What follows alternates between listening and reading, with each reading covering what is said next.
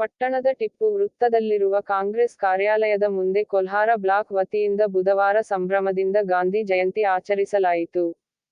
KPCC ರಾಜ್ಯಾಧ್ಯಕ್ಷ DK Shivakumara ಆದೇಶದ ಮೇರೆಗೆ ಗಾಂಧಿ ಜಯಂತಿ ಹಾಗೂ ಕಾಂಗ್ರೆಸ್ ಪಕ್ಷಕ್ಕೆ ಗಾಂಧೀಜಿಯವರ ಅಧ್ಯಕ್ಷತೆಗೆ 100 ವರ್ಷಗಳ ಸಂಭ್ರಮದ ಹಿನ್ನೆಲೆಯಲ್ಲಿ ಬ್ಲಾಕ್ ಕಾಂಗ್ರೆಸ್ ಅಧ್ಯಕ್ಷ ರಫೀಕ್ ಪಕಾಲಿ ನೇತೃತ್ವದಲ್ಲಿ ಕಾಂಗ್ರೆಸ್ ಮುಖಂಡರು, ಪಟ್ಟಣ ಪಂಚಾಯಿತಿ ಕಾಂಗ್ರೆಸ್ ಸದಸ್ಯರು, ಕಾರ್ಯಕರ್ತರು, ಮಹಿಳೆಯರು ಗಾಂಧಿ ನಡಿಗೆ ಹೆಸರಿನ ಪಾದಯಾತ್ರೆಯಲ್ಲಿ ಭಾಗಿಯಾಗಿದ್ದರು. ಮಾಜಿ ಜಿಲ್ಲಾ ಪಂಚಾಯತ್ ಸದಸ್ಯ ಕಲ್ಲು ದೇಸಾಯಿ ನಿವಾಸದಿಂದ ಪ್ರಾರಂಭವಾದ ಗಾಂಧಿ ನಡಿಗೆ ಹೆಸರಿನ ಪಾದಯಾತ್ರೆ ಬಸವೇಶ್ವರ ವೃತ್ತ, ರಾಣಿ ಚೆನ್ನಮ್ಮ ವೃತ್ತ, ಸ್ವಾಮಿ ವಿವೇಕಾನಂದರ ವೃತ್ತ, ಅಗಸಿ ಬಾಗಿಲ, ಗಾಂಧಿ ವೃತ್ತ ಮಾರ್ಗವಾಗಿ ಟಿಪ್ಪು ಸುಲ್ತಾನ್ ವೃತ್ತದಲ್ಲಿರುವ ಕಾಂಗ್ರೆಸ್ ಕಾರ್ಯಾಲಯಕ್ಕೆ ಬಂದು ಮುಕ್ತಾಯಗೊಂಡಿತ್ತು. ನಂತರ ಕಾಂಗ್ರೆಸ್ ಮುಖಂಡರಾದ ಎಸ್.ಬಿ.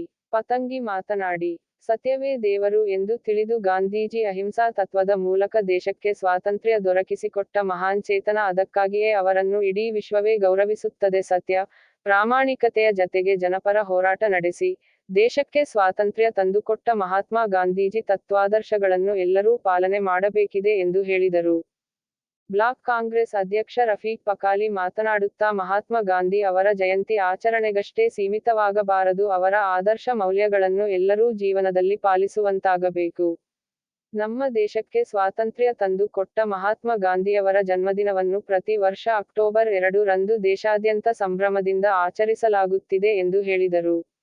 ಈ ಸಂದರ್ಭದಲ್ಲಿ ಮಾಜಿ ಜಿಲ್ಲಾ ಪಂಚಾಯತ್ ಸದಸ್ಯ ಕಲ್ಲು ದೇಸಾಯಿ, ಮುಖಂಡರಾದ ಚನ್ನಮಲಪ್ಪ ಗಿಡ್ಡಪಗೋಳ, ದಾದಾ ಗೂಗಿಹಾಳ, ಸುರೇಶ್ ಗಿಡ್ಡಪಗೋಳ, ಶ್ರೀಶೈಲ ಮುಳವಾಡ, ತೌಸೀಫ ಗಿರಗಾಂಗ್ವಿ, ಮಹಾಂತೇಶ ಗಿಡ್ಡಪಗೋಳ, ಹೆರಕಲ, ಮುಸ್ಕಾನ ಶಿರಬೂರ, ಗುಲಾಬ ಪಕಾಲಿ, ಗೈಬುಸಾಬ ಕಂಕರಪೀರ, ಮಲಂಗ್ ಜಮಾದಾರ, ಸಲೀಂ ಅತ್ತಾರ, ಯಮನೂರಿ ಮಾಕಾಳಿ, ರಿಯಾಜ್ ಕಂಕರಪೀರ, ಎಂಆರ್ ಕಲಾದಗಿ, ಮೈನೂದ್ದಿನ ಮುನ್ನಾಬಾಯಿ, ಸಲೀಂ ಸಾರವಾಡ, ಅಕ್ರಮ್ ಪಕಾಲಿ, ಅನ್ವರ್ ಕಂಕರಪೀರ, ದಸರತ್ ಈಟಿ, ಅಬ್ದುಲ್ ರಜಾಕ್ ಪಕಾಲಿ, ರಾಜು ಇವಣಗಿ, ರಫೀಕ್ ಮಕಾಂದಾರ, ತಿಪ್ಪಣ್ಣ ಕುದುರಿ, ಶಿಡ್ಲಪ್ಪ ತೆಳಗೇರಿ, ಯುಸೋಫ ಗಿರಗಾಂಗ್ವಿ ಸೇರಿದಂತೆ ಪಟ್ಟಣ ಪಂಚಾಯತ್ ಸದಸ್ಯರು, ಕಾಂಗ್ರೆಸ್ ಮುಖಂಡರು, ಕಾರ್ಯಕರ್ತರು ಇದ್ದರು. ಅಕ್ಟೋಬರ್ 2 ಪ್ರತಿ ವರ್ಷದಂತೆ ಈ ವರ್ಷವೂ ನಾವೆಲ್ಲರೂ ಅತ್ಯಂತ ಸಡಗರದಿಂದ ಸಂಭ್ರಮದಿಂದ ಗಾಂಧಿ ಜಯಂತಿಯನ್ನು ಆಚರಿಸುತ್ತಿದ್ದೇವೆ. ಈ ಸಂದರ್ಭದಲ್ಲಿ ಮೊಟ್ಟ ಮೊದಲಿಗೆ ತಮಗೆಲ್ಲರಿಗೂ ಗಾಂಧಿ ಜಯಂತಿಯ ಶುಭಾಶಯಗಳು. ಮಹಾತ್ಮ ಗಾಂಧೀಜಿಯವರು ಸತ್ಯವನ್ನು ದೇವರೆಂದು ತಿಳಿದವರು. ಸತ್ಯ ಸಂಶೋಧನೆಯಲ್ಲಿ ತಮ್ಮ ಜೀವನವನ್ನೇ ಮುಡಿಪಾಗಿಟ್ಟವರು.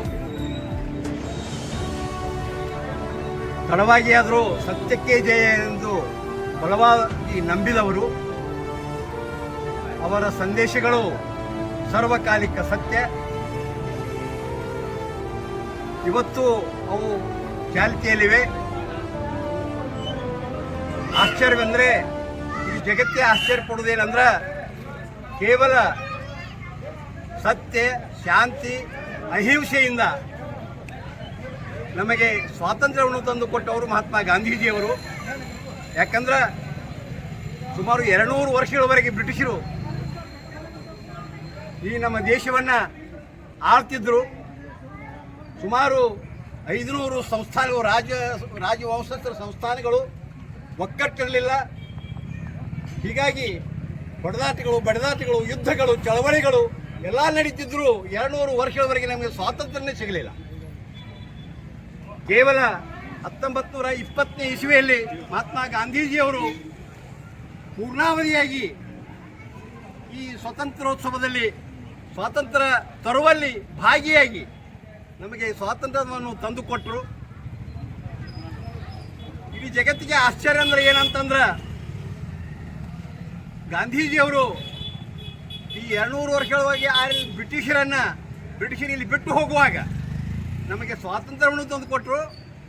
ಮತ್ತು ಅವರೊಂದಿಗೆ ಸ್ನೇಹವನ್ನು ಗಾಂಧೀಜಿಯವರು ಬೆಳೆಸಿದರು. ಇದು ಹೇಗೆ ಸಾಧ್ಯ? ಆ ಮಹಾತ್ಮನಲ್ಲಿ ಎಂಥ ಶಕ್ತಿ ಇದೆ, ಇಡೀ ದೇಶವನ್ನು ಆಶ್ಚರ್ಯಪಡುವಂಥದ್ದು. ಎರಡನೇದಂದ್ರೆ ಅಹಿಂಸಾ ಮಾರ್ಗ. ಈ ಒಂದು ದೇಶ 200 ವರ್ಷಗಳವರೆಗೆ ಪರಕೀಯರ ಆಧಾರದಲ್ಲಿದ್ದು ಸುಮಾರು 3,500 ಕೋಟಿ ಜನಸಂಖ್ಯೆಗೆ ಅದು ಹೇಗೆ ಅಹಿಂಸಾ ತತ್ವವನ್ನು ಅವರ ಮನಸ್ಸಲ್ಲಿ ಹಾಕಿದರು? ಇದು ಇಲ್ಲಿ ಹೇಗೆ ಸಾಧ್ಯವಾಯಿತು? ಈ ಅಹಿಂಸೆಯಿಂದ ಹೇಗೆ ಈ ಮಹಾನ್ ವ್ಯಕ್ತಿ ಸ್ವಾತಂತ್ರ್ಯ ತಂದುಕೊಟ್ಟರು ಅನ್ನುವಂಥದ್ದು ಇಡೀ ಜಗತ್ತಿಗೆ ಒಂದು ಅದ್ಭುತವಾದದ್ದು. ಮೂರನೇದಂತಂದ್ರೆ ನಮಗೆ ಸ್ವಾತಂತ್ರ್ಯ ತಂದುಕೊಟ್ಟ ಮಹಾತ್ಮ ಗಾಂಧೀಜಿಯವರು 1948 ಜನವರಿ 30ರಂದು ಹತ್ಯೆಗೀಡಾದರು. ಆಗ ಈ ಸುದ್ದಿ ಜಗತ್ತಿನ ತುಂಬ ಕಾಳಗಿತ್ತಿನಿಂದ ಹರಡಿತು.